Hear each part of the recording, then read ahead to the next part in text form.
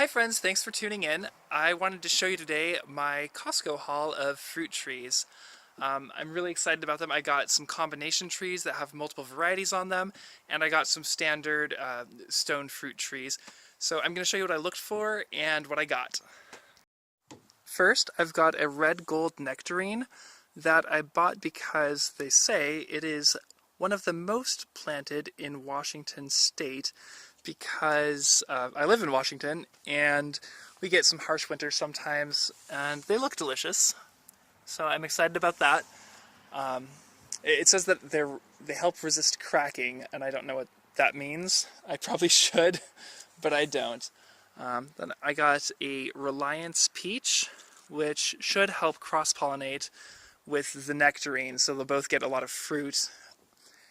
And I also got a combination cherry, so it's got a bunch of different types of cherry on it, and it could contain any of the following: Bing, Sweetheart, Rainier, Lapins, and Black Gold.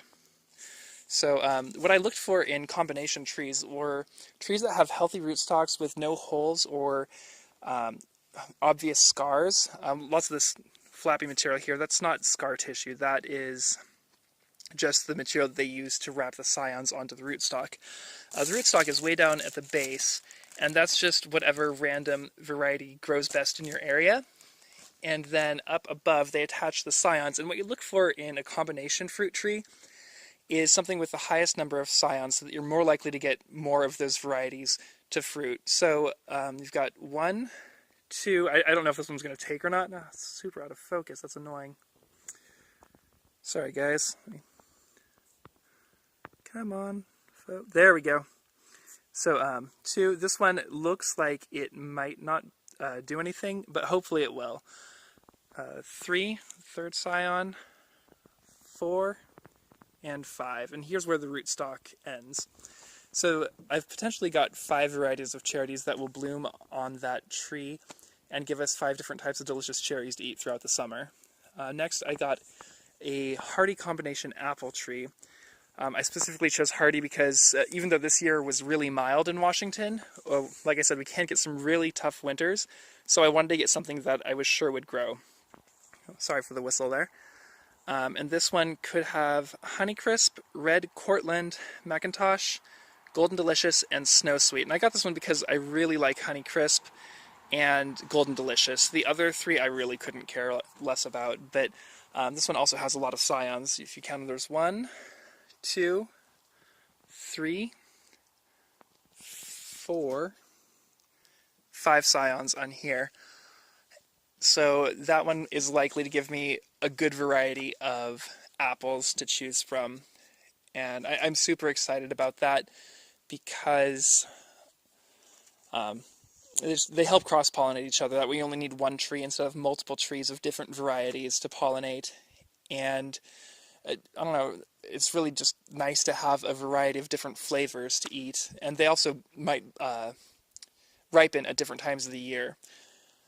What you want to look for, though, is like if you find a tree that, like right here, this scion on the cherry tree, the one that was kind of hard to show you before, that you kind of want to avoid that.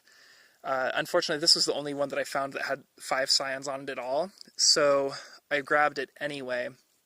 But if you can, you want to avoid trees that have like snapped scions. Like if this scion were snapped off right here, I'd probably avoid it. That way, because like if it's broken off, that's a whole variety that you're just losing. Sometimes the people at the store don't know, they just treat them like whatever, and they could break off multiple stems, and they think, okay, well here's your magic fruit cocktail tree, but that's not the way it works. It doesn't just magically grow branches of all these different varieties here and there.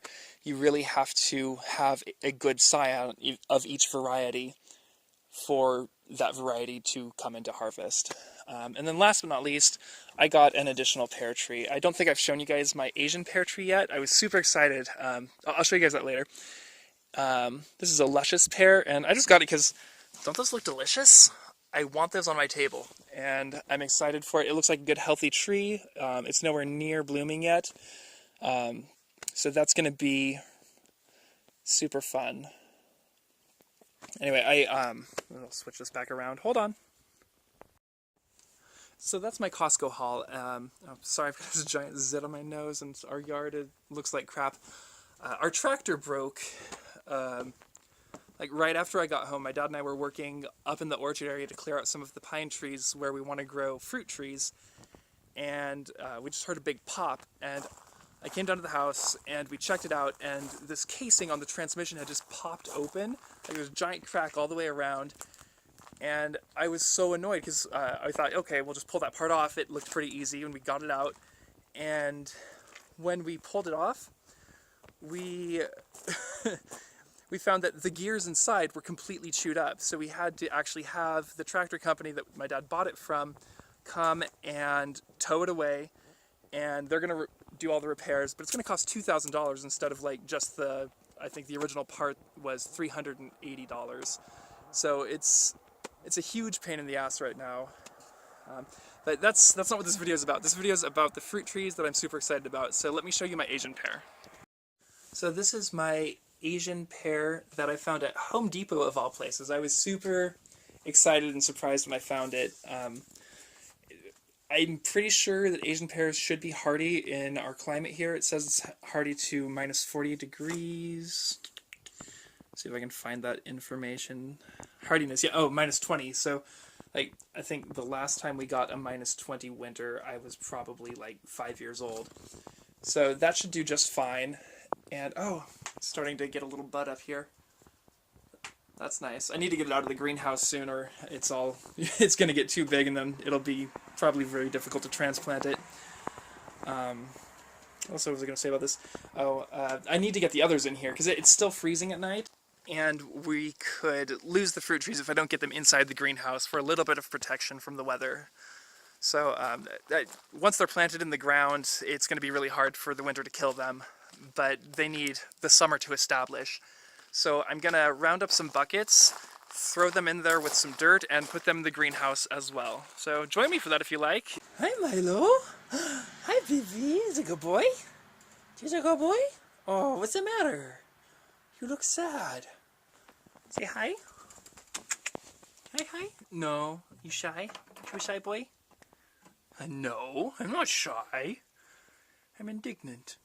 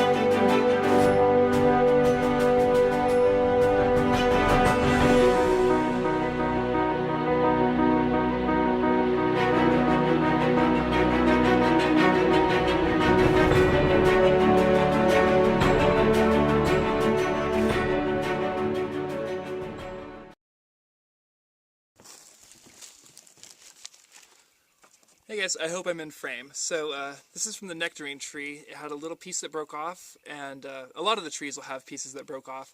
So I'm going to label them as long as they're not on the combination trees, because there's no way to know what those are until you actually get a harvest off of them. But I will throw this in a glass of water inside, and I'll put a little tag on it so that hopefully it'll take root at the bottom here. I'll cut this right here, and hopefully it'll take root. And then I'll have an extra nectarine tree. It probably won't be very cold hardy because it's on its own rootstock instead of the rootstock designed for this area. Or I shouldn't say design because I don't think it's GMO. I'm sure it's not GMO, but it's been bred for this area.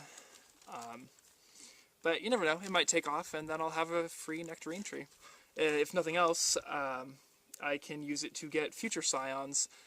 One thing I wanted to talk about later was the potential for taking clippings from your trees and grafting those onto native rootstock so that you can make your own fruit cocktail trees or your own designer combination trees.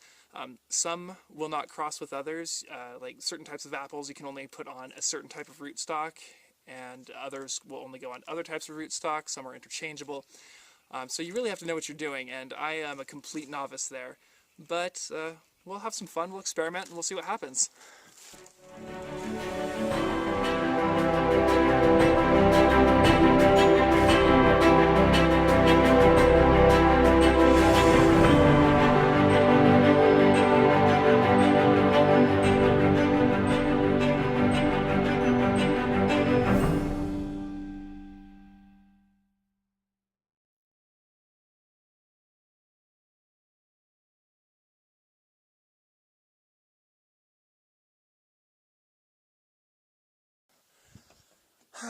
Alright, all that's left to do is make some room in the greenhouse and throw these guys in there.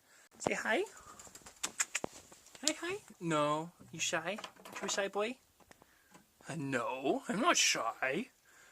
I'm indignant.